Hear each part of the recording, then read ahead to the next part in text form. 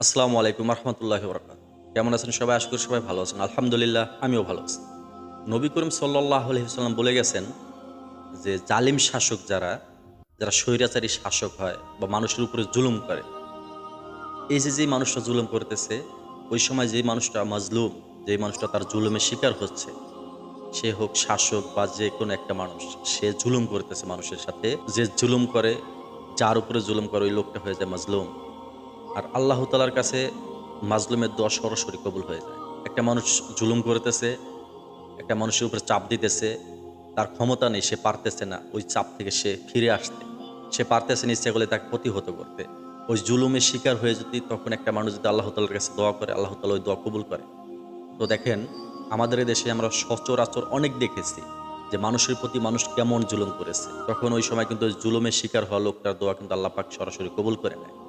কাজেই আমরা জীবনে অনেক মানুষের হিস্টোরি পড়েছি, অনেক মানুষের জীবনী দেখেছি যে অনেক পাপ করেছে, মানুষের উপর টর্চার করেছে, আঘাত করেছে, ক্ষমতার বলে সে অনেক কিছু করেছে। কিন্তু আমাদের এই ছোট্ট জীবনে আমরা নজিরে অনেক দেখেছি যে আল্লাহ পাক দুনিয়াতে থাকতে কিন্তু তাদের একটা ফলাফল দেখিয়ে দিয়েছে। আল্লাহ পাক তাদেরকে এমন কিছু করে দেখিয়ে দিয়েছেন এই দুনিয়াতে যে হাজার হাজার কোটি টাকা তার এখন আছে। ওই টাকা যাররা পরিমাণ উপকারে সেই দুনিয়াতেই আনতে পারেন। কিয়ামতের দিন তো অনেক দূরে রয়েছে। সে অপরাধ করেছে, পাপ করেছে, সে জুলুম করেছে মানুষের উপরে। ওই জুলুমকারী দোয়া করেছে, "আল্লাহ তাকে এইটা করো, ওইটা করো।" সে কি দোয়া করেনি? আল্লাহ তাআলার কাছে কিছু বলেননি?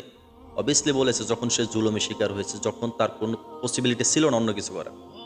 আল্লাহ পাকের কাছে কিন্তু সরাসরি দোয়া কবুল হয়ে গেছে। এজন্য প্রিয় ভাই, আপনার ক্ষমতা আছে।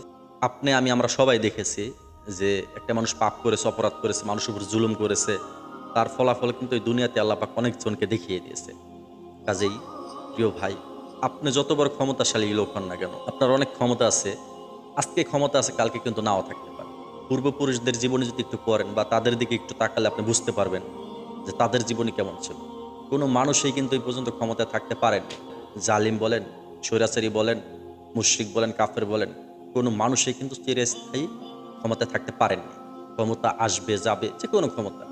আজকে আপনি রাজনীতি করতেছেন বা আপনার ভালো টাকা পয়সা আছে, আপনার এলাকায় ভালো একটা রেসপেক্ট, সুনাম আছে, সেই ক্ষেত্রে আপনি ইচ্ছা করলে একটা গাড়ি এলাকায় থাপ্পড় দিতে পারেন।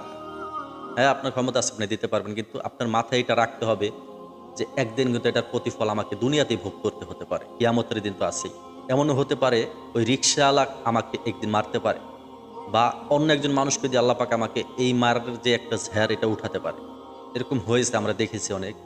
এজন্য যত ক্ষমতায় আপনার থাকুক না কেন এই দুনিয়াতে, রাজনীতি করেন বা দলবল করেন বা সমাজ চালান বা চালান না বা যাই করেন না কেন, কখনো মানুষের উপর জুলুম করবেন না।